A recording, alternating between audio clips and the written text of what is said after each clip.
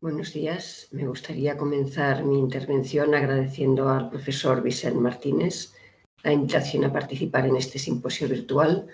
Aunque sea de manera telemática, es un placer poder asistir a este encuentro académico. Mi contribución versará sobre un aspecto del tema de esta sesión del simposio, las raíces del humanismo en el siglo XIII, visiones placenteras. La influencia de la novela griega en las literaturas modernas se desarrolla principalmente a partir del Renacimiento.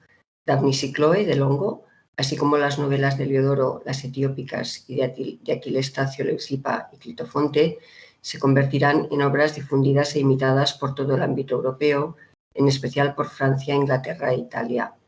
En la península ibérica, la presencia de la novela griega es más tardía, pero su influjo será igualmente destacable en las letras castellanas de los siglos XVI y XVII.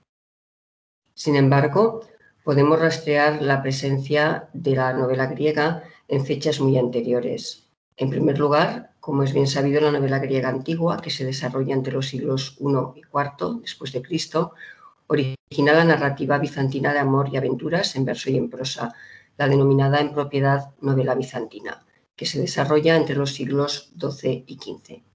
Distinguimos dos etapas en la novela bizantina. De la primera, a la que llamamos tradicionalmente época comnena, conservamos 4 textos. Una novela en prosa, Ismine e Isminias, de Eustacio Macrembolites, del siglo XII, y otras 3 novelas en verso, Rodante y Dosicles, de Teodoro Pródromo, Drosila y Caricles, de Nicetas Eugeniano, de los siglos XII-XIII, y los fragmentos de Aristandro y Calitea, de Constantino Manasés, del siglo XII también. A una segunda etapa, que se desarrolla entre los siglos XIII y XV, denominada época paleóloga, corresponden 5 novelas anónimas en verso: Beltandro y Crisanza, Calímaco y Crisórroe, Livistro y Rodamna, Florio y Praxiafolora, Imberio y Margarona. El desarrollo de la novela bizantina coincide con el nacimiento de la novela caballeresca en Occidente, que brota a partir de la épica y de la historia antigua, y deviene un tipo de ficción sentimental, de amor y de aventuras, destinada al entretenimiento de un nuevo público cortés. En Bizancio, por el contrario, la novela resurge a partir del siglo XII en la tradición de la novela griega antigua, a la que incorpora elementos del mundo bizantino. En las novelas de la época paleóloga, de mayor complejidad y variedad, se percibe asimismo el influjo de la novela caballeresca francesa, que se superpone al de la novela griega antigua, pero no parece, por el contrario, que ejerciera una influencia sobre la narrativa europea de su tiempo. Será de nuevo la novela griega antigua la que impulsará la novela europea a partir del Renacimiento. Entre los textos medievales que evidencian la influencia de la novela antigua, podemos señalar el libro de Apolonio, de alrededor de 1250, derivado de la historia Apolonii Registiri, y en especial los géneros vinculados al amor cortés. Han sido estudiadas en profundidad las complejas interrelaciones entre la novela griega y bizantina y las novelas de caballerías, postulando huellas de novelas antiguas conservadas fuera del ámbito bizantino, como sugiere Perry, o proponiendo la intermediación de textos árabes o de textos griegos de áreas de dominio musulmán. Partimos, por tanto, de la idea generalmente aceptada del desconocimiento en Occidente de la novela bizantina, aunque quizás podríamos delimitar un área de intensa influencia bizantina en Europa, en particular en Sicilia y el sur de Italia, y replantear la cuestión cerniéndonos a estas zonas en que subsistieron la lengua y la cultura griega en torno a algunos núcleos bizantinos. En este trabajo vamos tan solo a comentar el prólogo de una de las novelas de época paleóloga, de la novela Calímaco y Crisórroe, con el objetivo de subrayar algunos paralelismos con textos novelescos de épocas posteriores que parecen sugerir una proximidad más allá de las simples coincidencias temáticas y formales. La novela anónima Calímaco y Crisórroe forma parte de las denominadas novelas paleólogas y se suele datar de manera imprecisa al inicio de esta época, alrededor del siglo XIII sin mayor precisión. Se nos ha transmitido en un manuscrito único, el Codex Scaligeranus 55 de la Biblioteca de Leiden de los siglos XIV y XV, que contiene igualmente el texto de la novela Livistro y Rodamna, y este texto, Calímaco y Crisórroe, aparece caracterizado como una diégesis o un eroticón diégema, es decir, un relato o novela amorosa. Consta de 2.607 versos pentadecasílabos o políticos. Se trata de una novela híbrida caracterizada por la influencia oriental, el tono popular y una notoria ingenuidad. No evidencia la idealización cortés y caballeresca del amor y la aventura, y sí la huella del cuento fabuloso y del mundo de la magia. Su esquema narrativo replica el de la antigua novela griega. Vamos a encontrar dos jóvenes amantes perseguidos por la fortuna caprichosa y sometidos al poder omnipotente de Eros, el dios del amor. A pesar de la separación, de las penas y sufrimientos, su fidelidad se verá finalmente recompensada por el gozoso reencuentro final, el característico happy end de este tipo de narraciones. Para la especialista Carolina Cupane, el texto manifiesta el encuentro de las dos tradiciones del género novelesco medieval, la bizantina y la occidental, alternando el esquema de las novelas de caballería y de la novela helenística, con la significativa supresión del tópico de la castidad de los protagonistas y, por el contrario, un marcado énfasis en los encuentros amorosos de los amantes secretos y furtivos. Las investigaciones más recientes vinculan la novela a un público lector cultivado y cortesano. Como otras novelas bizantinas conservadas, Calímaco y Crisórroe se inicia con un prólogo, un proimion del narrador. Estos proimia se construyen habitualmente como una llamada de un narrador extradiegético al público lector, al que en ocasiones promete una historia inédita o apasionante. En Imberio, por ejemplo, el narrador insiste en el tópico de su incapacidad para relatar una materia de semejante complejidad. En otras ocasiones, el narrador se presenta como un praeceptor amantium, como es el caso de Beltandro, y despierta la curiosidad de los jóvenes proponiendo una instrucción en materia amorosa. A menudo también estos prólogos se dirigen a un público ideal que mantiene una correspondencia con el tipo de relato y oculta el destinatario real de la narración. En el caso de Livistro, por ejemplo, el narrador, que es homodiegético, realiza una interpelación doble a la corte militana como intermediaria del público de la novela y anuncia erotopicrías, es decir, penas de amor. En la Quileida, igualmente, el prólogo se dirige a aquellos que han sufrido o no las penas de amor. No es este el lugar para analizar la cuestión de las características del público lector en la corte de Bizancio o de profundizar en el debate sobre la existencia de lecturas públicas de textos de ficción que podrían explicar este topos del proemio en estos textos novelescos, como prueba de la presencia de un público cultivado que simula un papel de audiencia cortés, un aspecto sobre el cual, como recuerda Cupane, no tenemos testimonios fidedignos. De hecho, esta estudiosa defiende que la comunicación oral, que parece desprenderse de este tipo de relatos, pertenece más bien a la ficción literaria. Pasemos a comentar brevemente algunos de los rasgos que nos parecen más significativos del prólogo de esta novela. Después de la edición del texto griego, aparece la traducción de la edición de Carlos García Gual de 1982, que ha sido reeditada hace unos meses recientemente en un texto accesible a los lectores. Ya estaba descatalogada. Bien, el texto dice así en traducción. La traducción de Carlos García Gual, además, es una traducción muy literal que permite seguir muy de cerca el original griego. Dice: advertencia del prólogo sobre cómo van las cosas del mundo. Comenzamos la historia de un hombre esforzado, valeroso y aventurero, que mucho amor inspiró. Libre de pesar no hay ninguna de las cosas humanas, ninguna de las acciones ni de las empresas de la tierra. Alegría y tristeza andan mezcladas e incluso confundidas. Ni siquiera en efecto la belleza y el encanto escapan al dolor. Y de igual modo el sufrimiento a menudo no queda distante de la alegría. En la gloria y la pompa, en el honor y en la riqueza, en la belleza y la cordura, en la sabiduría, en el coraje, en el amor, en la arrogancia, en la noble figura, en todo cuanto aporta placentera alegría y gozo, en medio de todo ello puedes atisbar peligro y reproche, daño y obstáculos, riesgos de un vecino dolor. Basta solo con evocar la privación de lo anhelado. Una pasión a la que se ha separado de su anhelo no guarda continencia y no tiene, decirlo puedes, de todo lo demás reparo alguno. De tal modo como el amor rezuma gracia en todos sus actos, así en la separación se hincha de incontable amargor. A medida que leas este escrito y te aprendas sus versos, conocerás por los hechos las dulce amargas penas de amor. porque esa es la naturaleza del amor, ofrecer una ambigua dulzura, con que hacia este objetivo va a llevarnos el relato.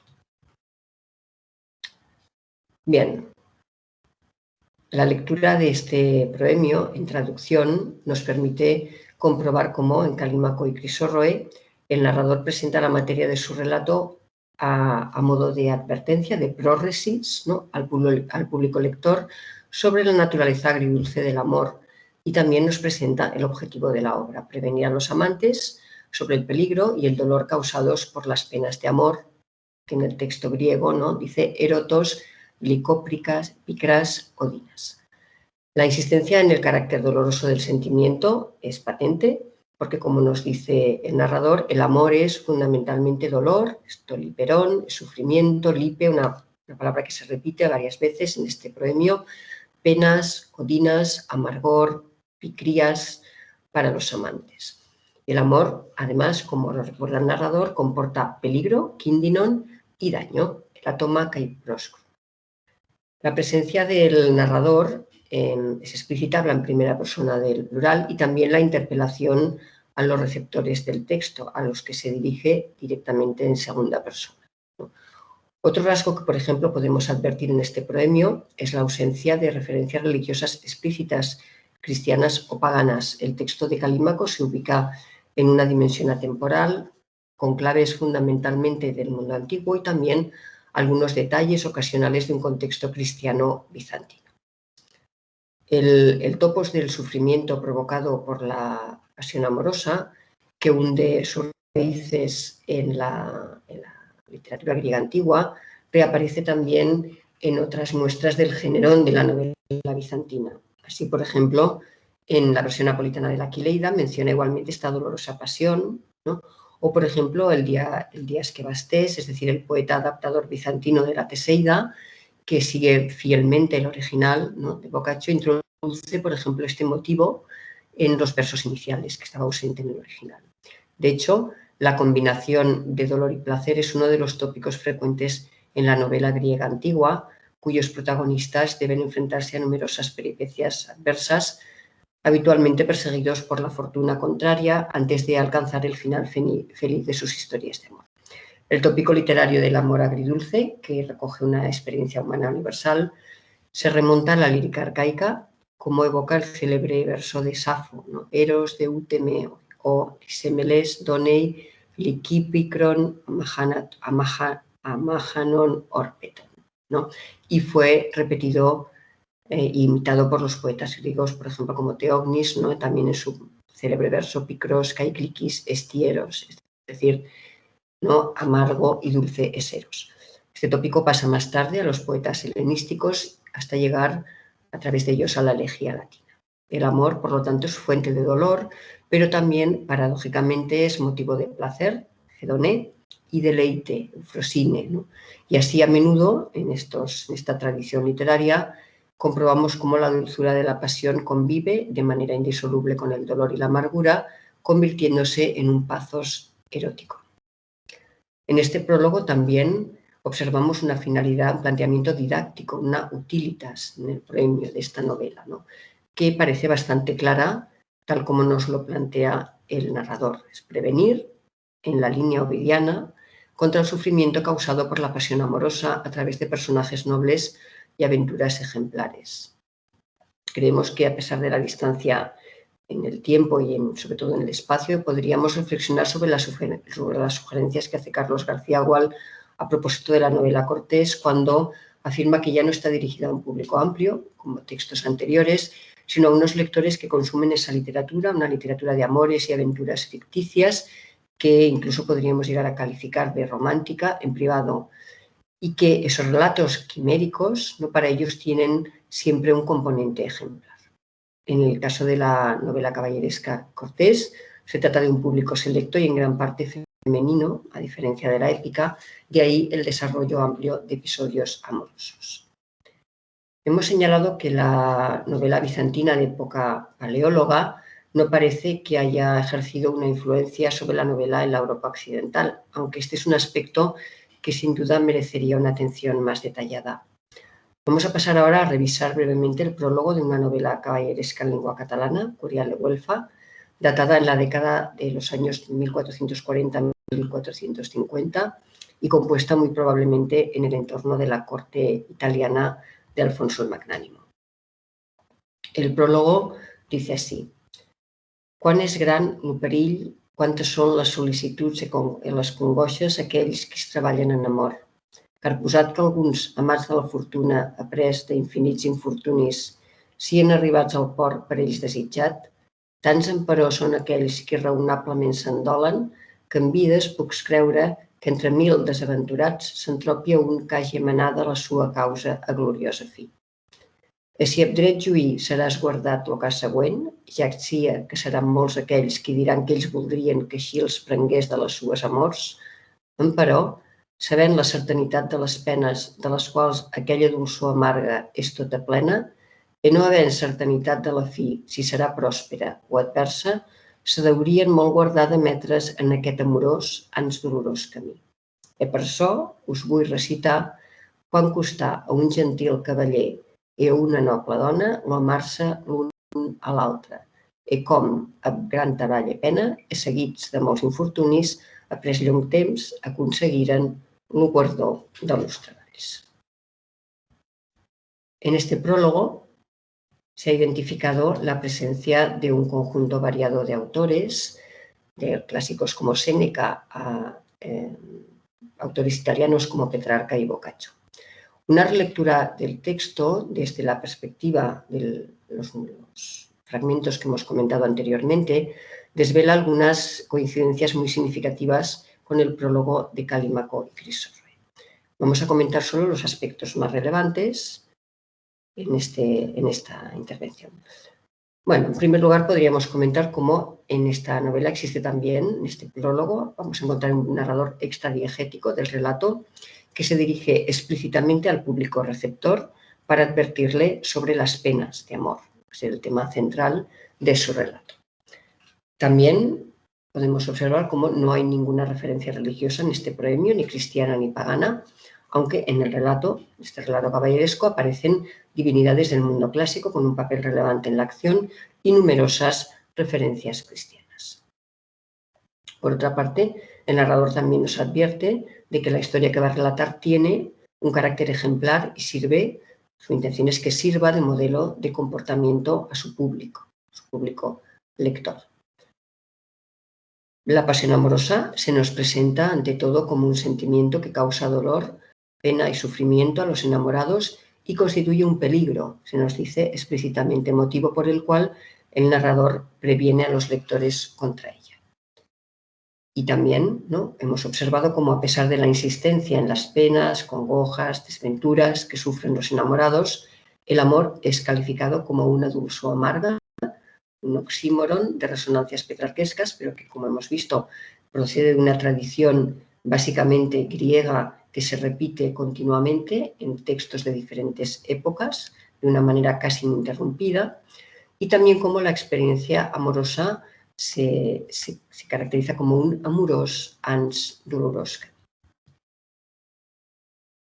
Bien, estas curiosas afinidades nos llevan inevitablemente a plantearnos si existe un nexo entre ambas obras y cuál podría ser este nexo entre estas obras. La labor de los investigadores en las últimas décadas nos ha proporcionado una perspectiva muy ajustada de la cultura literaria del autor del texto catalán. Un buen conjunto de investigadores que en las últimas 2 décadas, sobre todo, han profundizado en las lecturas, cuya presencia se puede captar en el texto catalán. Y este es un trabajo que se ha ido enriqueciendo en los últimos años con trabajos diversos, como por ejemplo los trabajos que ha llevado a cabo Adele Soler en su estudio completo sobre el contexto del Curial. A través de estas investigaciones se perfila el retrato de un autor buen conocedor de la novela caballeresca francesa, de los autores clásicos, admirador e imitador de la prosa de Boccaccio y que comparte intereses y lecturas con los humanistas italianos del 400. Desde la perspectiva del análisis de los textos que hemos planteado en esta intervención, esbozamos ya para terminar diversas opciones. La conexión temática y formal entre estos textos, entre el texto de Curiale Guelfa y este prólogo de esta novela bizantina, se debe al magisterio de Boccaccio, autor que hoy tenemos ya la certeza de que conocía en profundidad e imitaba el género de la novela griega a través, por ejemplo, de proemios de sus obras como el Filócolo o el Decamerón, o quizás, a la luz también de las investigaciones más recientes, podemos aventurarnos más lejos y sugerir que entre las lecturas del autor del Curial podríamos incluir obras del género de la novela griega y bizantina, difundidas en Italia y desconocidas en el occidente europeo en este momento, a mediados del siglo XV, confirmando de nuevo el contexto italiano en la creación de esta novela. Muchas gracias.